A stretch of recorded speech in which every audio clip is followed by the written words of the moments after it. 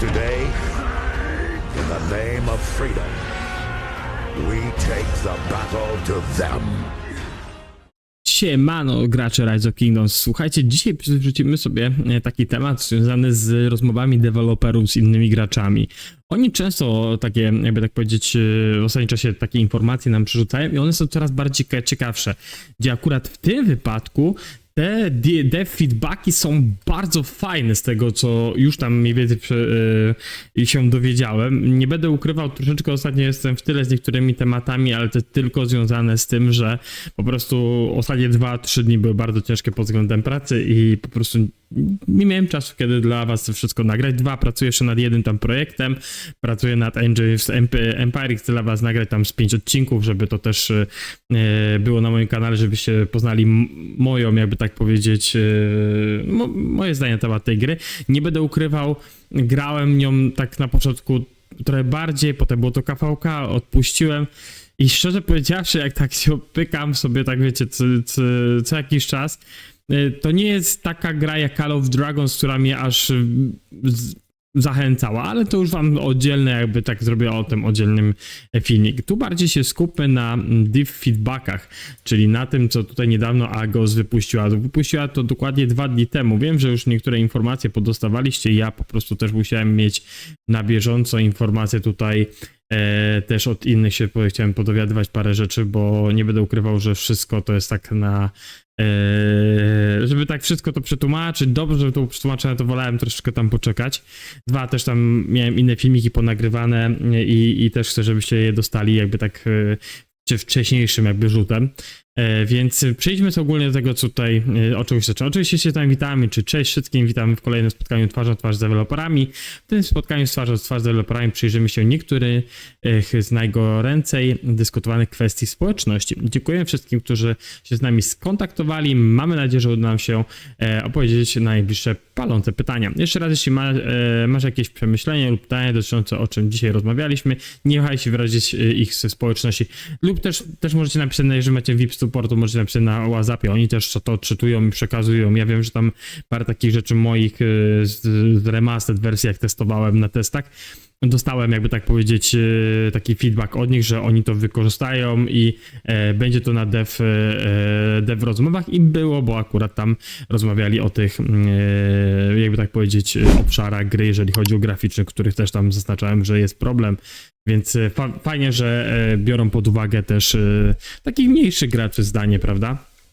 Zacznijmy sobie od pierwszego tutaj pytania. Czy dodacie do gry więcej narzędzi poprawiających jakość życia, takie jak kalkulator przyspieszenia zasobu lub narzędzie do zarządzania królestwem? Tu mamy, że odpowiedź, że ukończyli już projektowanie kalkulatorów przyspieszenia zasobów i uruchomienie, gdy tylko będziemy w stanie. Okej. Nie będziemy musieli bawić się z botami i z kalkulatorem. Ciekawe. Jeśli chodzi o inne narzędzia QL, wciąż zbieramy opinie graczy. Na podstawie naszych dotychczasowych ustaleń wydaje się, że większość graczy jest stosunkowo przeciwna bezpośrednio dodaniu do gry narzędzia do śledzenia DKP lub podobnych narzędzi do zarządzania. Dlatego też wciąż nie zdążyli tych funkcji. No tak, są przeciwni. To jest akurat, to jest śmieszne troszeczkę, bo tutaj moglibyśmy mieć informacje bezpośrednio od lead, jak to DKP i KP wygląda, tak? Tutaj, gdzie nie da się w to ingerować, a wiecie, że w niektóre kalkulatory, jak się ściąga z bota, da się ingerować w DKP i KP i są takie królestwa, które bardzo często to wykorzystują na, jakby tak powiedzieć, na swoją korzyść, lub też gracze, którzy na przykład tam mają jakichś znajomych, którzy nie mają jakichś tam wyników, no to automatycznie ich tam gdzieś podboostowują. Widziałem takie rzeczy na niektórych królestwach, widziałem fejkowe, jakby tak powiedzieć, DKP albo przekłamane DKP, albo co, no. Mogę wam tylko powiedzieć, że było takie miałem taką sytuację rok temu, gdzie Królestwo 1568, na których gra Omniarchi, no oszukało na DKP i to bardzo mocno oszukiwało na DKP. Kiedy coś się udowodniło, to automatycznie zaczęli wymyślać, że ktoś tam walczył dłużej, że zamki były zerowane inaczej niż to powinno być, że walki się skończyły, a my nabijaliśmy DKP. No cyrk na kółku. Po prostu wiedzieli, że mają przewagę, bo oni załatwili sobie strefę 5 w przeciągu 2 dni. My walczyliśmy 4 4 czy tam 5 pełne dni, mieliśmy dużo lepsze statystyki, powinniśmy mieć wtedy gwiazdę, ale niestety 1.5.8 siłą nam to zabrało, bo taka jest prawda. Więc to jest właśnie między innymi takie rzeczy, co właśnie tacy właśnie gracze tego nie chcą, żeby to wiecie, żeby to było wprowadzone w grę. Drugie pytanie, dlaczego motywy miejskie mają debuffy? Powinniśmy pozbyć się debuffów motywów miejskich. Naszym początkowym planem dla motywów miejskich było posiadanie szerokiej gamy kombinacji, wzmocnień debuffów dostosowanych do różnych stylów gry. W miarę upływu czasu i zbierania dodatkowych opinii graczy zaczęliśmy uważać, że debuffy motywów miejskich dodają niewielką wartość do gry. W związku zdecydowaliśmy się usunąć debuffy ze wszystkich obecnych i przyszłych motywów miasta. Oczekujemy, że te zmiany zostaną wprowadzone w przyszłej aktualizacji. Oho! O Jezus Mary, jeszcze bardziej boosted, nie? No to jest kolejny plus dla Zenitów, graczy dla Zenitów, no bo macie najnowszy Zenit, który tam dawał minus 10% dla kalorii do ataku, teraz on nie daje tego. Fakt, że to były takie jakieś małe wartości, ale no ja na przykład jak używam skórki teraz do obrażeń od umiejętności, no to w tym momencie z piechoty 10% też mi znika, więc... No gracze Open Fields zapewne się cieszą, gracze w Rally czy tam Garnizonu P też, no bo będą mogli sobie switchować i bez żadnych tam dodatkowych jakichś obciążeń na motywach lub też zmiany tych motywów, nie? No to jest zagranie po raz kolejny pod graczy, pod Zenit, nie? Pytanie trzecie. Czy w przyszłości pojawią się więcej sposobów na zdobycie kryształu transmutacji? Tak, obecnie planuję więcej sposobów na zdobycie kryształu transmutacji. Poinformuję o naszych konkretnych planach, gdy tylko zostaną one potwierdzone. Fajnie, pewnie w nowym roku coś wymyślą. Czwarte pytanie. Za każdym razem, gdy dodawana jest nowa formacja, muszę zainwestować w nią mnóstwo zasobów. Mimo, że nie skończyłem jeszcze pracować nad istniejącą tą formacją. To jest prawda. Pracuję nad sposobem ograniczenia zasobów czasu wymaganego do nabycia i wymiany uzbrojenia bez dewulacji uzbrojeń, w które gracze już zainwestowali. Możliwość, którą obecnie rozważamy i obejmuje zapewnienie większej liczby sposobów pozyskania uzbrojenia, optymalizację systemu gwarancji. Daje możliwość konwersacji uzbrojeń na inne formacje i nie tylko. Oho, okej. To jest fajnie, bo jeżeli to będą wprowadzać i coś będzie na plus, to dobrze, bo ja jak teraz zacznę 5. set i to będą łucznicy i potem chcę 6. zrobić pod inżynierów. Na pewno zrobię inżynierów, bo to co widzę, to co oni na KVK robią, to jest... Statystyki są powalone, nie? To jest no, masakra. Ja wam może już o tym mówiłem, ale jest coś takiego, że gracze Open Field, którzy tam, wiecie, walczą w tych balach i te bale są długie, a typy, które sobie siedzą na tych wieżyczkach i z tyłu napitalają, no to nieraz jest tak, że mają super KP, DKP, ale praktycznie oni nic nie robią, bo wiecie, tutaj nie mają jakiegoś tam leczenia, wiecie o co chodzi, tu w tym momencie oni biorą i nabijają sobie KP, ale nie mają ubytków na, wiecie, na speed-upach, na RS-ie, niż ci gracze, którzy grają w Open Fieldzie w balach. No, to jest z jednej strony słaby balans u Lilith. Fakt, że oni muszą mieć koordynację nad tym, jeżeli ktoś gra na przykład na 5 marszy w Open i 6 ma właśnie taki, wiecie, że z dala bije, to tak, musimy na tym wszystkim koordynację, tam jest parę sekund na zwinięcie tej maszyny, więc to też musi mieć koordynację tym wszystkim, żeby to nie padało. Więc nawet widziałem, że niektórzy nawet czasem nie zwijają, jak te bale idą dalej, bo zostawiają, żeby, wiecie, nabić te statystyki, że tam leczą się i tak dalej. No, to są takie, wiecie, takie pierdy, ale żeby pokazać, że oni też używają speed-upów i leczą się za surowce, więc... No. Ale jak ktoś gra na wieżyczki, ma 2, wiem, że już niektórzy chcą grać na 2-3 marsze, to kurde. No szapoba, no też dużo cierpliwości trzeba mieć przy tym, to prawda. Kolejne pytanie, to jest 5. pytanie. 5. pytanie. Ciągły KVK mnie interesuje. Trudno jest gromadzić wymagane zasoby przed sezonem. Aha, Konkas, KWK King. Okej, bo to tak jest źle, tutaj się źle mi to przetłumaczyłem. Ciągły KVK mnie stresuje. Aha, że ciągle granie KVK to jest trudno zgromadzić wymagane zasoby przed sezonem.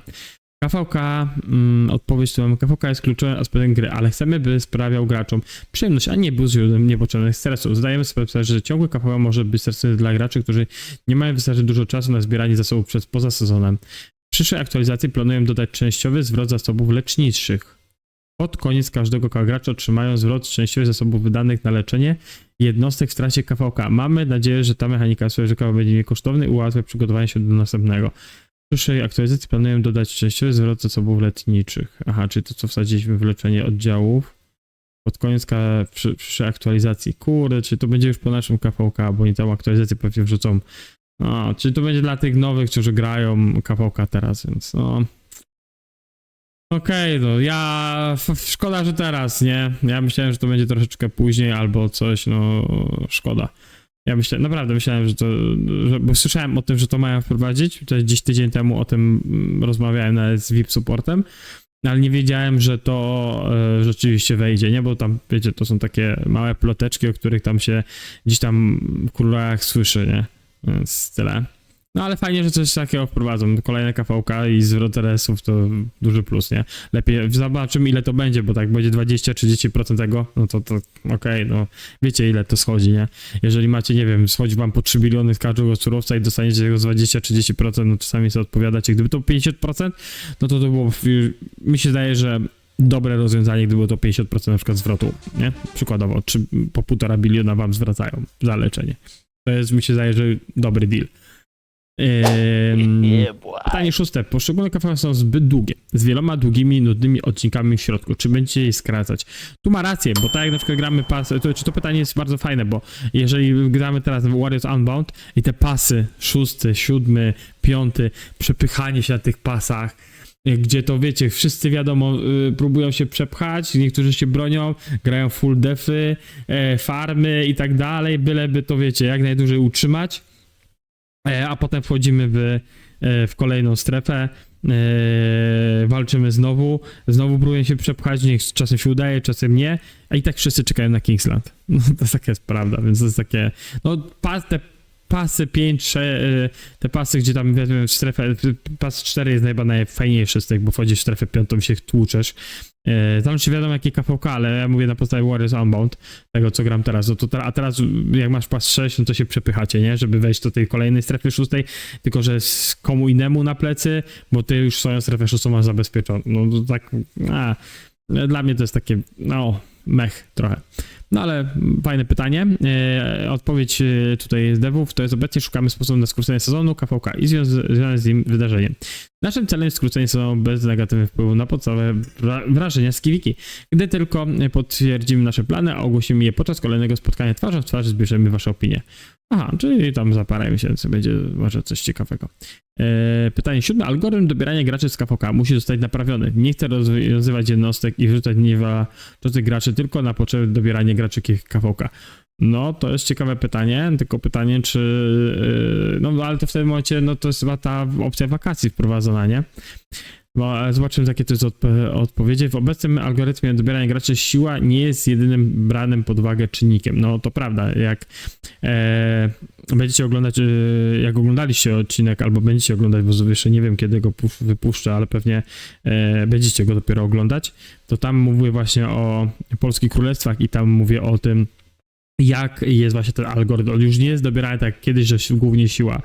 Tam widać, że te obozy są inaczej dobierane, zawsze ten ogień był brany pod uwagę, a tutaj jeszcze był dla tych najlepszych królestw nie ogień, a teraz widać, że te kapeki też mają znaczenie i na przykład inne kampy są na przykład mocniejsze od ognia przykładowo, a ogień idzie w siłę, no.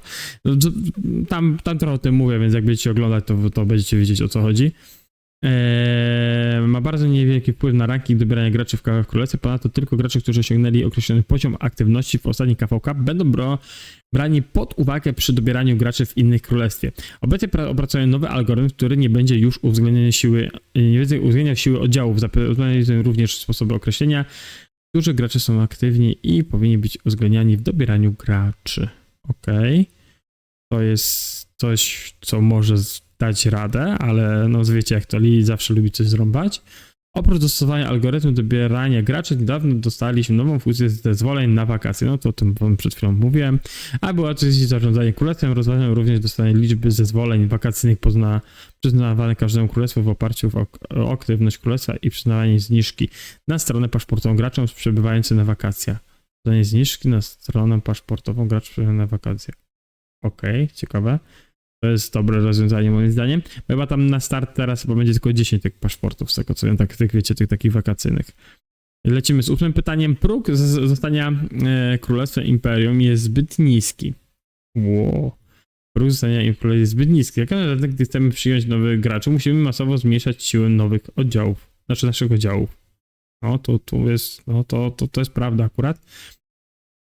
Odpowiedź. W ostatniej aktualizacji wprowadziliśmy nowe specjalne zasady imigracji, które mamy nadzieję pozwolą złagodzić niektóre problemy Królestw Imperium z przyjmowaniem nowych graczy. Będziemy zwracać szczególną uwagę na kwestię, gdy wszyscy będą mieli czas na zapoznanie się z nowymi zasadami, zabierzemy najwięcej opinii, zajmiemy się i dalszą optymalizacją. No, znaczy wiecie, no Imperium, no muszą zbijać tą siłę, bo grają KHK, to są Imperia, no. Tu jest taki, z jednej strony, ja wiem, że powiedziałem na początku, że to jest okej, że coś planują, ale kurde, z drugiej strony jak na to popatrzysz, Imperia grają na bardzo wysokich tych, to są bardzo mocni gracze, którzy spendują i oni teraz patrzą, że próg Imperium jest bardzo niski, nie mogą ściągać graczy, no okej, no ale co mają powiedzieć CDA, które chcą grać z tym, a trafiają na Imperia, gdzie nie powinni trafiać na Imperia. Imperia powinny walczyć w swoim gronie, a nie w seedach A, które no nie są konkurencyjne, kurde, to jest Imperium, no czasem tak jest, że zaczynają się też jakie Imperia, nie, bo są fake Imperia, zresztą wiecie o jakich mówię, bo już takie przerabiałem tu na swoim kanale YouTube'owym, wam o tym mówiłem i są Imperia, które są no top, nie? Więc no, to jest takie, to jest ciężki temat do przegadania moim zdaniem, jeżeli chodzi o też lead, oni tego nigdy nie ogarną, tak żeby było każda strona była zadowolona. Lećmy do kolejnego 9 pytania, przedostatniego. Czy w przyszłości będzie więcej sposobów na zdobycie stron paszportowych, mimo że teoretycznie można je kupić w sklepie sojuszu? Większość sojuszy nie chce wydawać kredytów sojuszu na ich zupełnienie. No to jest prawda, że czasem jest tak, że nie chcą, no bo wiadomo, że punkty zbierają na KVK, ja to rozumiem, bo to jest dość ważne. Przepraszam, to nie jest przedostatnie, tylko to jest drugie od końca pytanie. W przyszłości strony paszportowe w sklepie będą automatycznie uzupełniane co tydzień, co powinno ułatwić graczom ich zdobywanie. Wow! Będzie rzucanie, co powiedziałem. Lecimy. Paszport, pyk. Rzucą się ludzie na to i tyle, nie? Tak to będzie wyglądać. Dobra, pytanie 10. To ma być gra mobilna, a w tej chwili korzystanie z mobilnego sterowania stawia cię w niekorzystnej sytuacji w stosunku do gry, do osób grających na PC. Czy będzie optymalizować sterowanie mobilne? Ło, kurde, stary. To jest tak ciężkie pytanie. Znaczy, moim zdaniem jest z jednej strony głupie, z drugiej strony jest mądre, tylko że to jest... No, ja wiem, że to jest gra mobilna, tylko popatrzcie w ten sposób. Na telefonie, przy tych dużych balach się gra tragicznie, marsze uciekają, jest bardzo ciężko to kontrolować na telefonie. Jak gracie na 5, 6 marszy, 7, jest tragedia na telefonie grać. Ja grałem kiedyś i jak były te mniejsze bale, grałem parę lat temu, grałem głównie na telefonie, ale wtedy grało się na parę marsz, nie na kurde 5, 6, no wiadomo, że UL grały ale grało się troszkę i te marsze i tak uciekały, ciężko było to kontrolować, ja nie wiem, trzeba mieć chyba tableta albo coś Galaxy Note'a dużego i z rysikiem latać, nie, bo nie, dla mnie to granie na PC pod tym względem, że to jest dużo bardziej stabilniejsze i fajnie się przyjemniej gra w tą grę. Jeżeli oni by coś kiedyś zmienili i by wywalili, to automatycznie mi się zdaje, że może moglibyśmy pakować manatki i już nie grać w tą grę, nie? No bo na telefonie, gdzie mając naprawdę mocny telefon, on nie wyrabia. Latency drop jest straszny. Miałem to teraz przykład na moich streamach, gdzie możecie zobaczyć filmiki, gdzie w pewnym momencie masz wojsko po lewej stronie i on się teleportuje na prawo. Sprawdzałem pakiet lost, typi, wszystko. Internetu nie było żadnego straty i tak dalej. To jest po prostu wina Lil. Niby, że oni zrobili optymalizację, która pomaga nie wiadomo jak. W tym momencie, jeżeli oni będą coś takiego tutaj chcieli ogarniać nie wiadomo co, no to w tym momencie nie wiem, nie będzie się opłacało grać w Imperium i w Seeda A, tylko grać w BC, bo to są mniejsze bale i sobie może grać na telefonie i pełen chillout, nie? Nie wiem, dla mnie to jest głupie. No zobaczmy, co odpowiedzieli.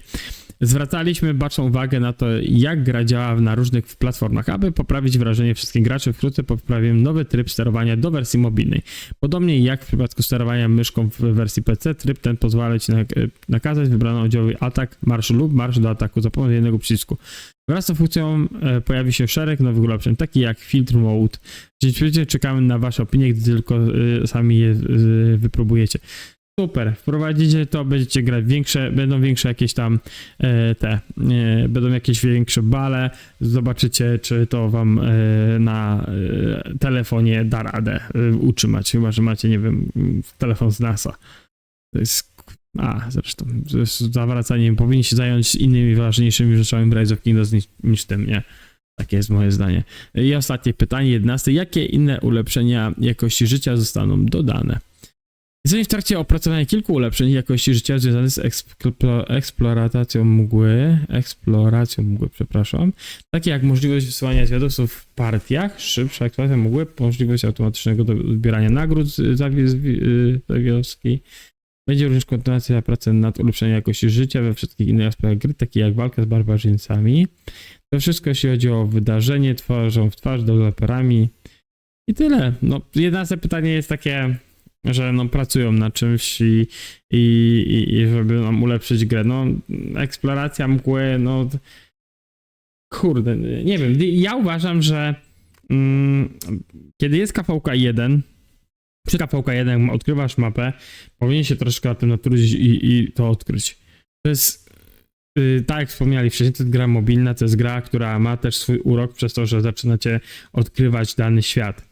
Wiadomo, tak jak jest Heroic Anthem była mgła, no to że jeśli to jest dobra opcja, bo ile razy można odkrywać tą mgłę na Heroic Anthem. Ale kiedy jesteś w Nowym Królestwie, zaczynasz przed KVK 1, to jest nowe KD, powinieneś odkrywać tą mapę krok po kroku, a nie kurde ją jeszcze ułatwiać. Takie jest moje zdanie. Bo i tak ludzie korzystają z tych botów, z Max, z BlueStacka, dostają jakieś tam bany na 10 godzin, się dziwią, dlaczego to mają, bo tak jest, nie ukrywajmy, Lili to bardziej kontroluje, wie już w ogóle jak to działa od ponad roku i ludzie dalej to używają i dalej dostają bany i się potem dziwią i płaczą, czytałem po różnych forach polskich, zagranicznych, czy tam nawet po Facebookach, wrzucają grupach i oni o to płaczą, no ale chory Gregory, no to jest cheatowanie w tym momencie, nie? Więc wiem, o czym mówię, bo sam kiedyś miałem taką możliwość tego skorzystania i nie będę mówił, że nie, ale na moim starym koncie, które miałem takie farmę, puściłem to, chciałem zobaczyć, jak to wygląda. I to nie jest żadna tajemnica, bo każdy z graczy coś takiego testował, nawet tych większych streamerów, więc czy tam youtuberów, więc no dla mnie to jest, wiecie, dla mnie to jest takie, że ludzie wiedzą o tym, że dostaną bana, ale kombinują, dobra, jeżeli dostanę bana, no to zróbmy tak, żeby nie musiał dostawać tego bana, żeby było łatwiej to odkryć. No nie wiem, dla mnie to jest, ta gra ma swój, jakby tak powiedzieć, ma swój, dzięki temu ma swój taki klimat, nie? Więc to jest takie moje zdanie a propos tego ostatniego pytania, którą tutaj zadali devom.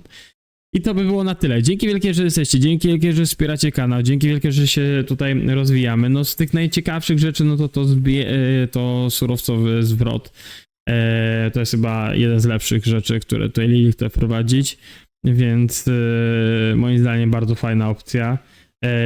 No ja bym się przychylił nad technologią, żeby, bo już to zadawałem im pytanie, żeby KVK technologia nie była, jakby tak powiedzieć, co KVK, że musi tylko, żeby ona na przykład jak już raz zainwestujesz, to żeby się miał na jakieś 2-3 KVK. Ja dalej do tego pytam się o to i zabiegam do VIP supportu, żeby coś takiego było, bo to też polepszy grę graczy free to play, czy też low spender, będą wiedzieć, że będą mogli wygodniej zagrać w tą grę, naprawdę. To by dało dużo, nie? Naprawdę to by dało dużo. Jeszcze raz dzięki wielkie, że jesteście. Subujcie, lajkujcie, udostępniajcie kanał, jeżeli możecie, jeżeli chcecie. Dzięki wielkie, na razie, hej.